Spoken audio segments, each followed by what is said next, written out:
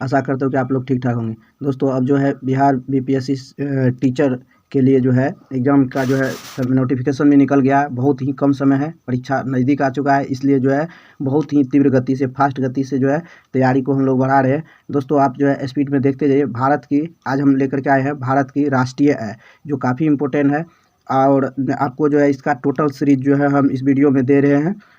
आप जो है इनको लगातार देखते रहिए। 2 घंटा से 3 घंटा एक सब्जेक्ट को देखिएगा तो कम्प्लीटली जो है जहाँ से प्रश्न बन सकते हैं वो सभी प्रश्न आ जाएंगे। ठीक है, आपका एग्जाम में एक भी प्रश्न नहीं छूटेंगे। तो चलिए बिना देर किए हुए हम लोग स्टार्ट करते हैं। तो आज का जो हमारा पहला प्रश्न है वो है, क्या है कि आज का जो प्रश्न है उनको हम लोग देखते हैं। ठीक है फ्रेंड, थोड़ा सा जो है वेट कर लीजिए, क्योंकि सेट करना पड़ता है अच्छा से, ठीक है, ताकि क्लियर दिखे। चलिए हो गया है, तो हम लोग देखते हैं। तो आज का जो पहला प्रश्न है वह क्या है, भारत की राष्ट्रीय आय में सर्वाधिक योगदान है विनिर्माण क्षेत्र का। किसका है? विनिर्माण। विनिर्माण का मतलब क्या होता है दोस्तों? तो विनिर्माण का जो मतलब होता है, इसका मतलब होता है कि जैसे उद्योग धंधा हो गया, ठीक है, फैक्ट्री सब जो होता है वह विनिर्माण क्षेत्र में आता है। तो कह रहा भारत की राष्ट्रीय आय में सर्वाधिक योगदान किसका है? विनिर्माण। अच्छा देखिए, कहीं कहीं पर जो है ले लेता है क्या, सेवा क्षेत्र, तो यहाँ सेवा क्षेत्र नहीं दिया है, इसलिए विनिर्माण क्षेत्र लिया है। ठीक है, तो निम्नलिखित में जो है दिया रहेगा, तो उसके हिसाब से जो है ऑप्शन के हिसाब से चलना पड़ता है। ठीक है ना, अगर रहेगा कि डायरेक्ट रहेगा तो तब फिर जो है डायरेक्ट उसका ऑप्शन भी रहता है। चलिए देखते हैं। आपका जो दूसरा प्रश्न है वो है क्या कि भारत में राष्ट्रीय आय का मुख्य स्रोत क्या है? राष्ट्रीय आय का मुख्य स्रोत क्या है? तो देखिए सेवा बता दिए थे कि अगर कहेगा भारत की राष्ट्रीय आय का प्रमुख स्रोत क्या है, तो सेवा, तो यानी सबसे ज़्यादा जो है सेवा से भी आता है, लेकिन विनिर्माण भी रहेगा। अगर सेवा नहीं रहेगा तो विनिर्माण मारिएगा। ठीक है ना, तो चलिए अगला प्रश्न लेते हैं।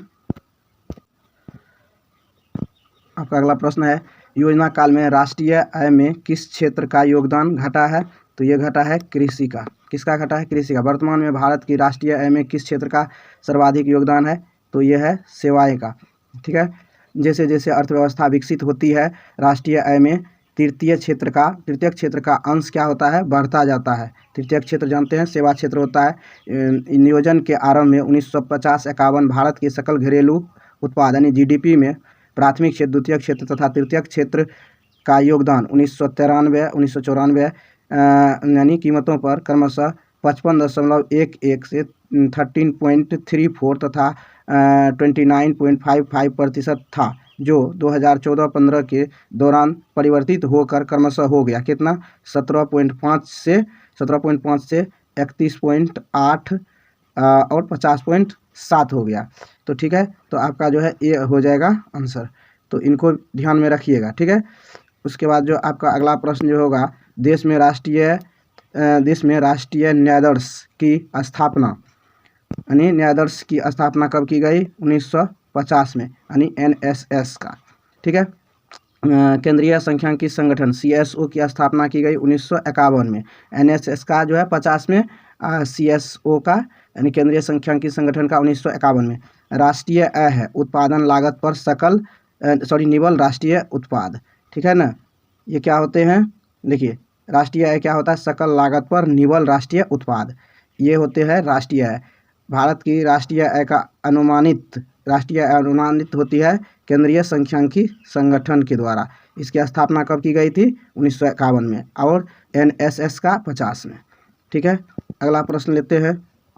निम्नलिखित में से किस राज्य की प्रति व्यक्ति आय सर्वाधिक है या सबसे अधिक है? तो ये है गोवा का, देख सकते हैं। और गोवा में जो है सबसे क्या कहते हैं, गरीबी भी सबसे कम है। भारत में चालू मूल्यों पर प्रति व्यक्ति न्यूनतम आय वाला राज्य कौन है?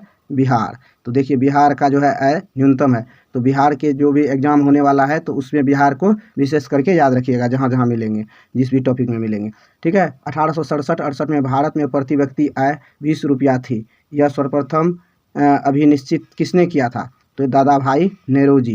ठीक है ना, यानी ये एक बुक भी लिखे थे 1867-68 में। ठीक है ना, अंग्रेजों के खिलाफ। ठीक है, ड्रेन सिद्धांत यानी द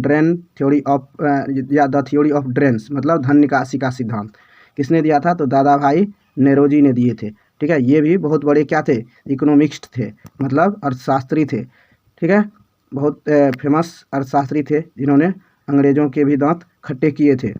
ठीक है। भारत में राष्ट्रीय आय की गणना में किस विधि का प्रयोग किया जाता है? तो उत्पत्ति गणना विधि और आय विधि, ये दोनों का। ठीक है।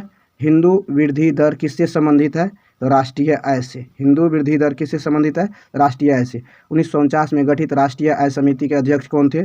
तो ये कौन थे? पीसी महालनोबिस। कौन थे? पीसी महालनोबिस। 1949 में गठित राष्ट्रीय आय समिति के अध्यक्ष कौन थे? पीसी महालनोबिस। स्वतंत्रता पूर्व भारत की राष्ट्रीय आय के संबंध में किसने अनुमान लगाए? तो नौरोजी व सिराज ने। नौरोजी व सिराज ने। ठीक है। उसके बाद अगला प्रश्न आपका देखिए, आपका जो अगला प्रश्न है वो क्या है? स्वतंत्रता के पश्चात देश की राष्ट्रीय आय का अनुमान लगाने के लिए भारत ने राष्ट्रीय आय समिति की स्थापना कब की थी? तो ये किए थे 4 अगस्त 1949 को। 4 अगस्त 1949 को। ठीक है, याद रखिएगा। चलिए, स्वतंत्रता के बाद की समयावधि के लिए राष्ट्रीय आय का अनुमान को किस श्रृंखला के अंतर्गत रखा जाता है? तो पुनरीक्षित श्रृंखला, परंपरागत श्रृंखला, नवीन श्रृंखला। तो इसमें डी हो जाएगा। ठीक है, इनमें से सभी। भारत में राष्ट्रीय आय की गणना किस आधार पर की जाती है? तो ये किए जाते हैं चालू मूल्यों के आधार पर, अस्थिर मूल्यों के आधार पर, यानी ये सी नंबर, यानी उपयुक्त दोनों के आधार पर। वर्तमान में राष्ट्रीय आय समंकों की गणना किस आधार पर की जा रही है? तो 2004-05 के आधार पर। ठीक है, 2004-05 के आधार पर। भारत में राष्ट्रीय आय की सही गणना में आने वाली एक कठिनाई क्या है? अमौद्रिक क्षेत्र का अस्तित्व। ठीक है, अमौद्रिक क्षेत्र का अस्तित्व, यानी जहाँ पे मुद्रा नहीं यूज होता है, कुछ ऐसे भी क्षेत्र है। तो भारत में जो है, भारत में राष्ट्रीय आय की संगणना में कौन सी समस्या नहीं आती है? तो ये कौन सा समस्या नहीं आती है? तो पर्याप्त एवं सही सांख्यिकी विधियों की कमी का। ठीक है, किसका नहीं आती है? तो पर्याप्त एवं सही सांख्यिकी विधियों का। ठीक है, भारत में सर्वप्रथम राष्ट्रीय आय किसने आकलन किया था? तो जानते हैं, दादा भाई नौरोजी ने किया था। कितना? प्रति व्यक्ति आय 20 रुपया। दादा भाई नौरोजी ने अपने धन पलायन सिद्धांत का किस पुस्तक में किया था? तो poverty and un British rule in India, इस पुस्तक में इन्होंने जिक्र किया था। ठीक है, आपका जो अगला प्रश्न है, भारत में राष्ट्रीय आय में सर्वाधिक योगदान जो है किसका है? तो तृतीयक क्षेत्र, यानी सेवा क्षेत्र का। ठीक है, भारत की राष्ट्रीय आय में किस क्षेत्र का सबसे कम योगदान है? तो प्राथमिक, यानी कृषि क्षेत्र का कम योगदान है। भारत में राष्ट्रीय आय की गणना निम्नलिखित में से किसके द्वारा की जाती है? तो केंद्रीय सांख्यिकी संगठन के द्वारा। ठीक है, किसी देश की आर्थिक वृद्धि की सर्वाधिक उपयुक्त माप है क्या? सकल घरेलू उत्पाद, जीडीपी। ठीक है, आपका जो अगला प्रश्न है, राष्ट्रीय आय का परिकलन निम्नलिखित में से किस एक को छोड़कर अन्य सभी तरीकों से किया जा सकता है? सभी प्रकार की बचत का योग। ठीक है, सभी प्रकार की बचत का योग। ठीक है, आपका अगला प्रश्न है, निम्नलिखित में से किसको राष्ट्रीय आय में शामिल नहीं किया जाता है? तो लॉटरी जीतना, इसको राष्ट्रीय आय में शामिल नहीं किया जाता। प्रति व्यक्ति आय निकालने के लिए राष्ट्रीय आय को भाग दिया जाता है देश की कुल जनसंख्या से, तो प्रति व्यक्ति आय निकल जाता है।